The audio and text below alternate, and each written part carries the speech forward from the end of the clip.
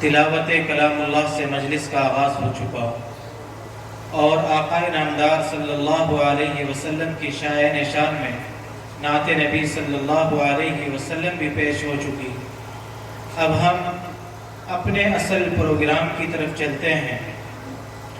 آج کے عظیم الشان القدس کانفرنس و دستار فضیلت میں تشریف لائے ہوئے ہمارے مہمانان عظام جو ہیں، ان میں سے بالخصوص جو ہمارے مہمان ہیں مورخ اسلام امام رد باطل فضیلت الشیخ مفتی اسعد قاسم صاحب سنبھلی حفظہ اللہ ہیں۔ سامعین حضرات، آپ اسی طریقے پر سنجیدگی کا ماحول بنائے رکھیں۔ ہمارے درمیان ایک اور ہماری بزرگ شخصیت یہاں پر تشریف رکھتی ہیں، ان کا بیان ہوگا۔ اس کے بعد جو آج کے مہمان خصوصی ہیں، جن کا نام نامی اس میں گرامی میں نے آپ حضرات کے سامنے پیش کیا ہے، حضرت والا کا پرمغز بیان ہوگا۔ دوستو، اسی طریقے پر جیسے آپ حضرات ابھی تک ہمارا ساتھ دیتے رہے ہیں، آخر تک اسی طریقے سے جم کر بیٹھے رہیں۔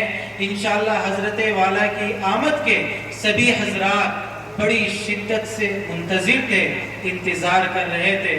وہ لمحہ اللہ رب العزت نے ہمارے سامنے لا دیا ہے۔ آئیے سامعین، حضرت والا کے بیان سے قبل جو ہمارے دوسرے مہمان یہاں پر تشریف رکھتے ہیں، میں ان سے درخواست کر رہا ہوں، جن سے میری مراد خطیب قلب سلیم مقرر شیریں بیان جناب حضرت مولانا مفتی عقیل احمد صاحب حفظہ اللہ صدر المدرسین مدرسہ معارف العلوم سہسپور ہے، میں بڑے ہی ادب و احترام کے ساتھ حضرت والا کو مدعو کر رہا ہوں کہ حضرت والا تشریف لائیں اور اپنے مواعظ حسنہ سے سامعین کے قلوب کو مستفیض و مستنیر فرمائیں۔ حضرت والا آپ حضرات کے روبرو ہو چکے۔ السلام علیکم ورحمۃ اللہ وبرکاتہ۔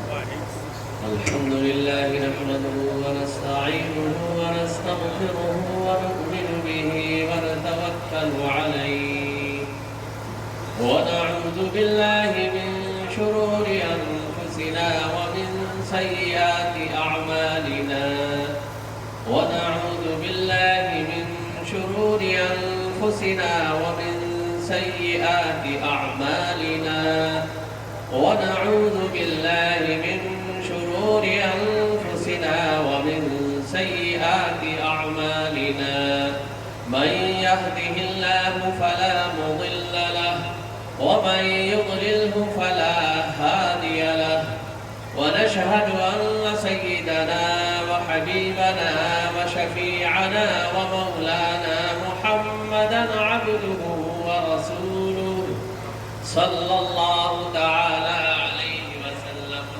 أما بعد، قال الله تبارك وتعالى في القرآن الكريم: أعوذ بالله من الشيطان الرجيم، بسم الله الرحمن الرحيم، إنا نحن نزلنا الذكر وإنا له لحافظون، صدق الله العظيم۔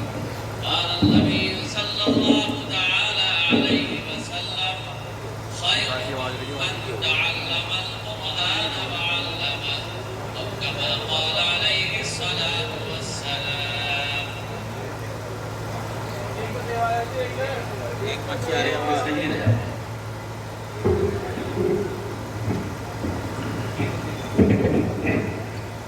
قابل احترام بزرگوں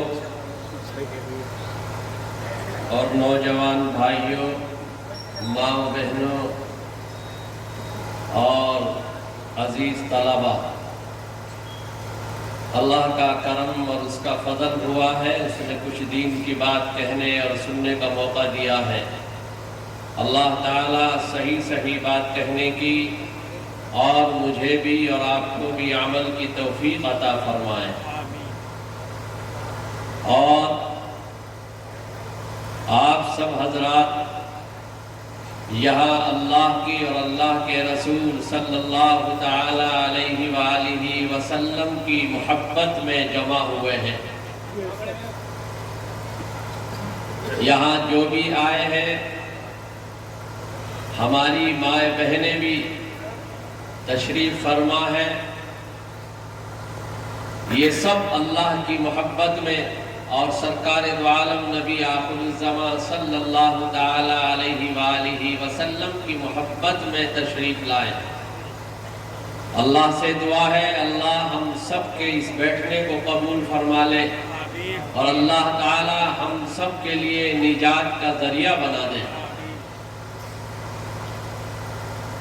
مجلس کا، صحبت کا، ساتھ بیٹھنے کا کتنا اثر ہوتا ہے، اس کو سمجھنا کوئی مشکل کام نہیں ہے، بہت آسان ہے، اور آج کے دور میں تو بہت زیادہ آسان ہو گیا۔ اچھی مجلس میں ہم بیٹھیں گے تو اچھی عادتیں ہمارے درمیان، ہمارے اندر پیدا ہوں گی، اور اگر بری مجلسوں میں بیٹھیں گے تو بری عادتیں ہمارے درمیان اور ہمارے اندر پیدا ہوں گی۔ یہ سب اثر ہے مجلسوں کا، مجوٹیوں کا، ساتھیوں کا، دوستوں کا۔ اور حدیث میں بھی اللہ کے حبیب سرکار دو عالم صلی اللہ علیہ وآلہ وسلم نے توجہ دلائی ہے کہ انسان کا انسان میں اثر اس بہت تیزی کے ساتھ آتا ہے، حتیٰ کہ جانور کا اثر انسان میں بھی آ جاتا ہے۔ اس لیے آتا ہے کہ جو گھوڑا پالنے والا ہے اس کے اندر بڑائی، عجب، تکبر، اکڑ پیدا ہو جاتی ہے، کیونکہ گھوڑے میں اکڑ ہے تو پالنے والے میں بھی اکڑ آ جاتی ہے۔ اگر آپ نے ایک بات اس کو کہی تو وہ 10 جواب آپ کو فوراً پکڑا دے گا۔ یہ جانور کا اثر انسان میں یہ آ جاتا ہے، اور جو بکریاں پالنے والا ہے اس کے اندر عاجزی اور انکساری ہوتی ہے، بکریوں میں عاجزی ہے۔ آپ اگر اس کے پالنے والے کو 10 باتیں سناؤ گے تو وہ صرف ایک ہی جواب آپ کو دے گا، ایک ہی بات کہے گا، وہ بھی کہی تو کہی، نہ کہی تو ختم، سن کے انسنی کر دیتا ہے، ایسا ہو جاتا ہے کہ جیسے میں نے سنا ہی نہیں۔ کیونکہ بکریوں میں عاجزی اور انکساری ہے، اس لیے جو اس کو پالتا ہے اس کے اندر بھی عاجزی اور انکساری اور سننے کا مادہ اس میں پیدا ہو جاتا ہے۔ صحبت کا اتنا بڑا اثر ہوتا ہے۔ محترم بزرگوں، نوجوان بھائیوں اور ماؤں بہنوں، اسی لیے مجلسوں کا، مجوٹیوں کا بڑا دھیان رکھنے کی ضرورت ہے، بہت توجہ کی ضرورت ہے۔ یہاں پر ایک بات یاد آتی ہے، عرض کرتا چلوں، ہمارے گھر میں ہمارا بیٹا 4 گھنٹے غائب ہے، کہاں ہے، کس جگہ بیٹھتا ہے، کس جگہ ٹائم پاس کرتا ہے، یہ گھر والوں کی ذمہ داری ہے کہ وہ پوری تحقیق کریں، معلومات رکھیں اور ان مجوٹیوں کا پتہ لگائیں کہ کن مجوٹیوں میں ہمارا بیٹا 4 گھنٹے لگا کر آتا ہے۔ ہماری اس بے توجہی نے اور ہماری اس لاپرواہی نے ہماری نسلوں کو اور ہماری اولادوں کو کہاں تک پہنچا دیا ہے، اس کو تفصیل سے بتانے کی کوئی ضرورت نہیں ہے۔ یہ ہماری وہی لاپرواہیاں ہیں کہ جی ہمارا بیٹا دوستوں کے ساتھ گیا ہے، وہ دوست کیسے ہیں، کہاں بیٹھتا ہے، کہاں جاتا ہے، ان کا پتہ لگانا یہ گھر والوں کی ذمہ داری ہے۔ اس کی فکر مندی اور اس کا خیال جن گھر والوں نے، ماں باپ نے، بہن بھائیوں نے، جن گھروں کے اندر اس کی فکر رکھی ہے، تو یاد رکھیں وہاں سدھار ہے، اور جہاں اس کی فکر نہیں ہے وہاں بگاڑ ہے، اور اس بگاڑ کا اثر کہاں تک پہنچا ہے، کہاں تک پہنچا ہے، اللہ مان الحفیظ، اللہ میری بھی آپ کی بھی حفاظت فرما دے، کہ جس سے آدمی بہت پریشان ہے اور دنیا کے اعتبار سے بھی آخرت کے بھی اعتبار سے وہ بالکل فیل ہے، ناکام ہے۔ یہاں پر ہوتا کیا ہے؟ ہوتا یہ ہے کہ جب ہم اپنے بچے کی نوعیت بدلی ہوئی دیکھتے ہیں تو فوراً ہمارا دماغ کہاں پہنچتا ہے؟ کسی نے اس پہ جادو کرا دیا ہے، کسی نے اس پر اثر کرا دیا ہے، ایسا لگتا ہے اس کے چہرے سے کچھ ہے معاملہ۔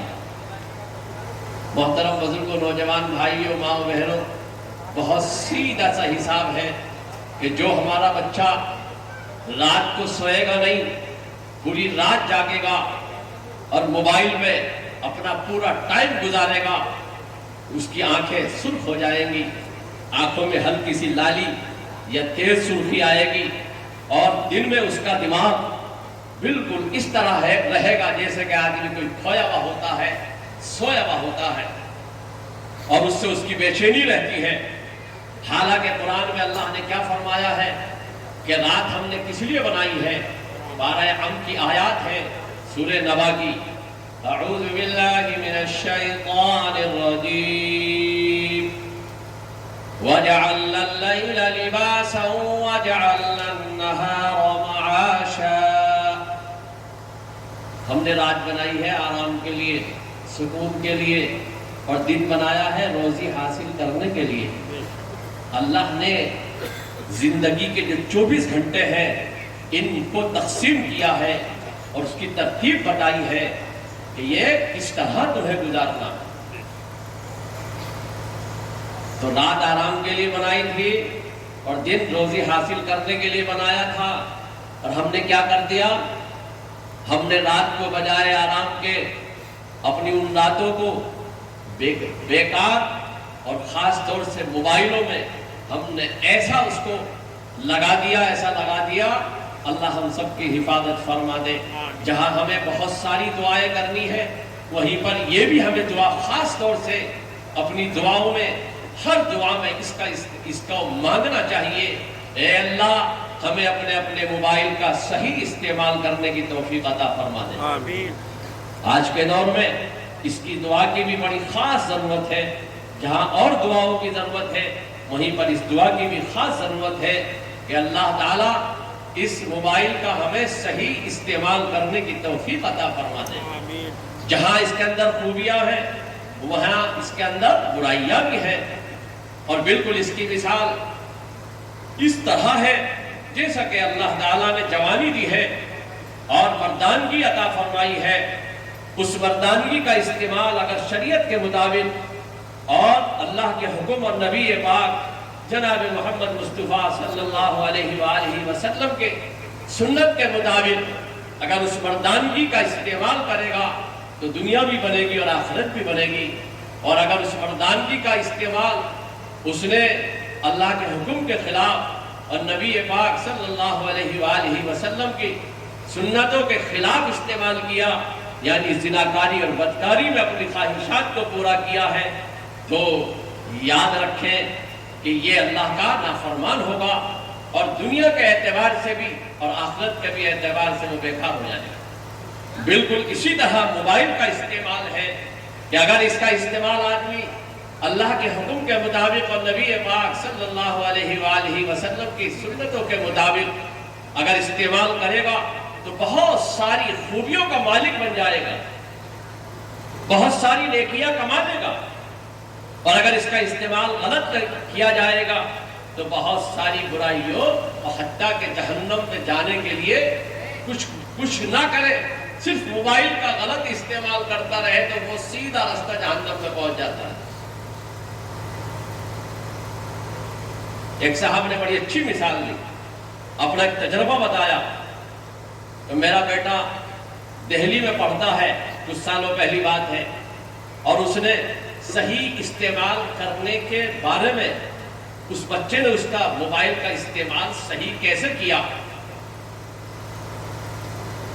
اس بچے نے اسکول والوں سے رابطہ کیا اور ان سے معلوم کیا کہ تم کھانا کھانے کے لیے ہوٹل جاتے ہو؟ کہ جی ہاں۔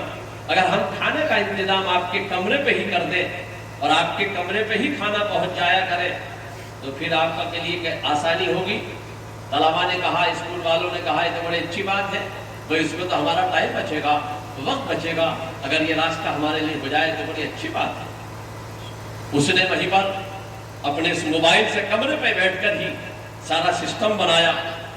سب ہوٹل والوں نے نیٹ پر اپنا پورا سسٹم ڈال رکھا ہے، کس وقت کیا بنتا ہے، کس ٹائم کیا بنتا ہے، سارا آئٹم اس میں ہوتے ہیں۔ اس نے وہاں سے موبائل سے آرڈر لیے، ہر جن سے ملاقاتیں ہوئی تھی ان طلباء سے رابطہ کیا اور ان سے معلوم کیا آج آپ کیا کھائیں گے، جو انہوں نے بتایا فوراً نیٹ پر ہوٹل والوں کی لسٹ تلاش کی اور وہیں سے جس نے جو کھانا مانگا تھا وہ کمرے پہ بیٹھ کر اس نے پورا سسٹم بنا کر وہ بک کر دیا اور ہوٹل والوں نے کھانا کمرے پر پہنچا دیا۔ یہ کمرے پہ بیٹھے بیٹھے سارا سسٹم چل رہا ہے، اسے کہیں جانا نہیں ہے، پیمنٹ بھی اس کو موبائل کے ذریعے آ رہا ہے، ادھر ہوٹل والوں کے پاس پیمنٹ بھی موبائل کے ذریعے جا رہا ہے، اسے کہیں بھی جانے کی ضرورت نہیں۔ کئی سال پہلی بات ہے، لاک ڈاؤن سے پہلی، وہ بتا رہے تھے میرا بچہ 500 روپے روزانہ کما لیتا ہے، یہ کئی سال پہلی بات ہے۔ 500 روپے کمرے پہ بیٹھے بیٹھے موبائل سے ہی کما رہا ہے اور بالکل حلال۔ یہ مثال میں نے اس لیے کی ہے کہ اس کا استعمال صحیح کرو گے تو بہت سارے فائدے حاصل کرو گے، اور اگر اس کا استعمال غلط کرو گے تو پھر آدمی اس طرح گھستا ہے، اس طرح چلتا چلا جاتا ہے، اس طرح چلتا چلا جاتا ہے کہ اسے رات کا پتہ نہیں چلتا کہ فجر کی اذان کب ہوئی ہے۔ اللہ ہم سب کی حفاظت فرمائے۔ تو اس لیے اپنی دعاؤں میں اس کا خاص دھیان رکھیں، جہاں اور دعائیں مانگنی ہے وہیں پر یہ بھی دعا مانگنی ہے، اللہ موبائل کا صحیح استعمال کرنے کی توفیق عطا فرما دے۔ اور دوسرا بھی وہ خیال جو میں نے عرض کیا کہ اپنے بچوں پر یہ دھیان رکھنا ہے کہ ہمارا بچہ کتنے وقت غیر حاضر ہوتا ہے، وہ کہاں بیٹھتا ہے، کن کے پاس بیٹھتا ہے، اس کی نگرانی کریں گے تو ظاہر بات ہے فوراً آپ کو توجہ رہے گی، ادھر بچے کو بھی خیال رہے گا اور اس کا سسٹم صحیح چلتا رہے گا۔ ایک صاحب کی رپورٹ ہے کہ جب وہ گھڑی میں رات کو ٹائم دیکھ لیتے ہیں کہ اتنے بچے پر، کہ بچہ ہمارا اس ٹائم گھر پہنچنا تھا وہ نہیں پہنچا، کیوں نہیں پہنچا، فوراً فون سے رابطہ کیا، کہاں ہو بھائی، ابھی تک کیوں نہیں پہنچے، تمہارا ٹائم ہو گیا ہے۔ وہ بتاتا ہے کہ فلاں جگہ ہوں، اس کام میں ہوں، ٹھیک ہے۔ جب تک وہ آ نہیں جاتے، جب تک یہ باپ سوتا نہیں ہے، جب تک یہ آ نہیں جاتے، جب تک یہ باپ اور یہ ماں سوتی نہیں ہے، جب وہ آ جاتے ہیں اب اپنا آرام شروع کرتے ہیں۔ محترم بزرگوں، نوجوان بھائیوں، ماں و بہنوں، پیارے بچوں، اگر ہم اس طرح خیال رکھیں گے تو ظاہر بات ہے ہماری زندگی صحیح راستے پر چلتی چلی جائے گی۔ جیسے آپ آج محبت میں، اللہ کی محبت میں، اللہ کے رسول صلی اللہ علیہ وآلہ وسلم کی محبت میں یہاں تشریف لائے ہیں جامعہ عبداللہ میں، جامعہ شاہ عبداللہ میں، لہذا اسی محبت کو اللہ باقی رکھے، آخری دم تک باقی رکھے، آخری سانس تک باقی رکھے، کیونکہ آپ کی یہ حاضری، آپ کے شوق اور اس کے ساتھ جو محنتیں ہیں، حضرت مولانا مفتی شکیل الرحمان صاحب کی ان کی ملاقاتیں اور ان کا فون پہ رابطہ اور یاد دلانا، ان محنتوں کے ساتھ ساتھ آپ نے اس پر توجہ کی ہے، آپ کی یہاں حاضری ہوئی ہے۔ شہر کے اندر حاضر ہونا یہ کوئی کمال کی بات نہیں ہے، شہر سے باہر حاضر ہونا ظاہر بات ہے اس میں تھوڑی محنت کی ضرورت پڑتی ہے۔ شہر میں تو آدمی گزر رہا تھا، چلو بیٹھتے چلے جائیں، لیکن شہر کے باہر اسے جانا ہے تو ظاہر بات ہے اس کے لیے تھوڑا سا پروگرام اور نیت کرنی پڑتی ہے۔ اللہ ہماری اس محنت کو قبول فرما لے اور اس سے آمد کو اللہ ہمارے لیے ذریعہ نجات بنا دے۔ میں نے خطبے میں آپ کے سامنے جو آیت پاک تلاوت کی تھی، یہ پارہ نمبر 14 کی آیت پاک ہے۔ اللہ تعالیٰ نے اس میں ارشاد فرمایا ہے کہ ہم نے قرآن پاک نازل فرمایا ہے اور ہم ہی اس کے محافظ ہیں۔ اللہ تعالیٰ نے قرآن پاک نازل فرما کر اس کی حفاظت کا وعدہ فرمایا ہے اور قیامت تک اس کی حفاظت کا وعدہ فرمایا ہے۔ آپ کے اس مدرسے میں، اس جامعہ میں بچوں کی دستار، طلباء کی دستار بھی ہونی ہے، اور یہ دستار جب ہوتی ہے جب مدرسے میں پڑھائی ہوتی ہے۔ استاد نے محنت کی، ذمہ داروں نے محنت کی ہے، تب یہ بچے فارغ ہوئے ہیں، تبھی یہ دستار کا نمبر آتا ہے، ایسے ہی دستار کا نمبر نہیں آتا ہے۔ اسی محنت کے ساتھ ساتھ یہ آج آپ کے سامنے یہ دستار کا عمل ہونا ہے۔ اور جیسا کہ ابھی آپ کو ناظم صاحب نے توجہ دلائی تھی کہ مہمان مکرم ہمارے درمیان موجود ہیں، ہمیں ان سب کو سن کر جانا ہے، اور ان کا جو بیان ہے وہ بہت پرمغز ہوتا ہے اور بہت بھرپور ہوتا ہے تاریخ سے، اور بہت اچھی معلومات اس میں ہوتی ہے، بہت کام کی باتیں اس میں ہوتی ہے۔ اللہ تعالی حضرت کی عمر میں خیر و برکت عطا فرمائے، ان کا سایہ دادیر قائم فرمائے، اور ان